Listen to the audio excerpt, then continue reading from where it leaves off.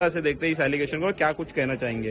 हमने आज press conference ली थी यही सभी एलिगेशंस को बेबुनियादी साबित करने के लिए, क्योंकि हम पर इल्जाम लगाए गए कि हमने फर्जी डॉक्यूमेंट्स बनाए, हमने जाली डॉक्यूमेंट्स बनाए हैं और उसके आधार पर हमने इलेक्शन लड़ा है, हमने बड़े बड़े अधिकारियों की दिशा भूल की है और ऐसे सब इल्जाम की वजह से पिछले 5-6 दिन से मीडिया ट्रायल चल रहा है हमारा और उसमें लोगों ने हम पर कई बड़े बड़े आरोप लगाए,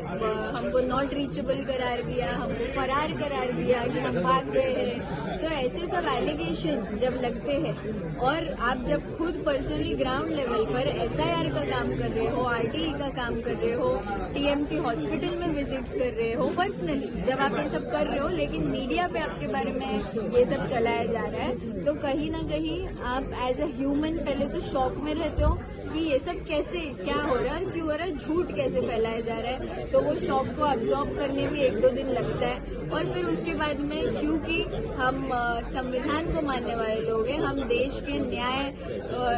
सिस्टम पर भरोसा रखते हैं, हमारा लॉ जो है उस पर हम भरोसा रखते हैं, तो हम हमारी लड़ाई लीगली लड़ने में बिलीव करते हैं। तो हमने ये लड़ाई लीगली लड़ने की वजह से हमारे जो प्रोसीडिंग्स चल रहे थे उसको टाइम देते हुए हमने मीडिया को होल्ड पे रखा, क्योंकि मीडिया में जो लोग पेड पीआर करके हमको डिफेम करने की कोशिश कर रहे थे वो ऑलरेडी हमारे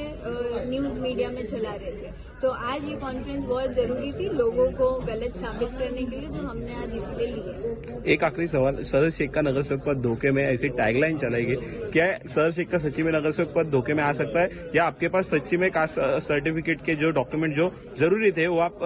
पेश करेंगे कोर्ट में हो, या आगे की लड़ाई किस प्रकार से रहेगी, क्या कहेंगे? आगे की लड़ाई तो कोर्ट में ही है, जिन्होंने इल्जाम लगाए हैं उनको भी मैं कोर्ट में ही देखूंगी और जिन्होंने मेरे डैड को साबित करने की कोशिश की है कि वो महाराष्ट्र के रहवासी नहीं है उनको भी हम कोर्ट में देखेंगे, तहसीलदार को भी हम कोर्ट में देखेंगे जो हमारे खिलाफ जिन्होंने 1 साइडेड रिपोर्ट पास करी है उनको भी हमने लीगली एक नोटिस भेजी है। हमने लोकमत जो न्यूज चैनल है और एक सुफियान खान, जावेद सिद्दीकी, फराज सिद्दीकी और एनसीपी एसपी का एक इंस्टाग्राम हैंडल है, ऐसे पेजेस को डेफेमेशन का नोटिस भेजा है, लीगल नोटिस भेजा है, क्योंकि उनके जरिए ऐसे फोटोज और बैनर्स चलाए गए जिसपे मेरे फोटोज यूज किए गए और जो कि क्लियरली एक पॉलिटिकल प्रोपेगेंडा है। ये लोगों को दिख रहा है, ये इलेक्शन जीतने के बाद की जो इनसे हार बर्दाश्त नहीं हुई है इनकी, इसीलिए इन्होंने ये मीडिया प्रोपेगेंडा करके हमको डिफेम करने की कोशिश की है, तो इनको लीगली जवाब दिया जाएगा।